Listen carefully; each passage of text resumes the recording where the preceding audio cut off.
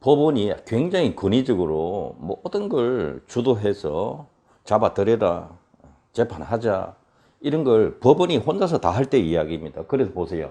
법원이 스스로 절차를 개시한다. 이게 뭐 대단한 것 같지만 그게 아니고요. 굉장히 권력이 집중되어 가지고 피고인 등에 대한 보호 규정이 거의 없었던 시대입니다. 예, 그 점을 생각하시면 돼요. 보세요. 불고불리 원칙도 적용하지 않는다라는 말은 그냥 그 사람 전부 죄를 낱낱이 파헤치는 거죠. 여러분 사극 영화 보면 뭐 네 죄를 네가 알렸다 하듯이 모든 죄를 풀어라 이런 식으로 기소된 것 기준이 아니고요. 그냥 모든 나쁜 일 다 물어봐라 이런 식으로 해서 자백하면 그냥 처벌해버리고 이런 식이었어요. 지금 현대는 이 규문주의 방식 하면 안 되는 것이죠, 당연히.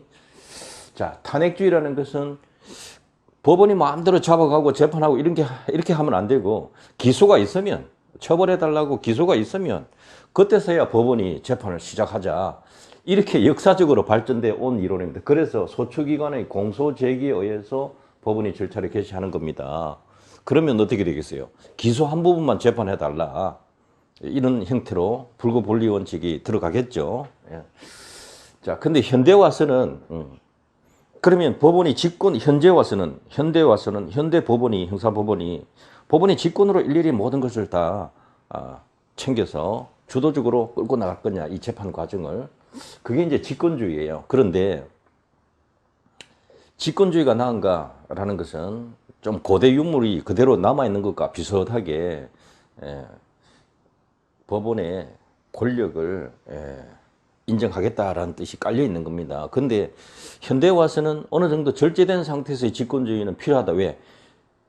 검사나 피고인들이 정확하게 표현 못하고 짚고 넘어가지 못하는 부분, 애매한 부분이 있으면 누가 관여해야 되겠습니까? 법원이, 판사가 이 부분 뭔가 정리해서 자료 제출하시오, 이렇게 주도해야 될 부분이 필요한 겁니다. 예.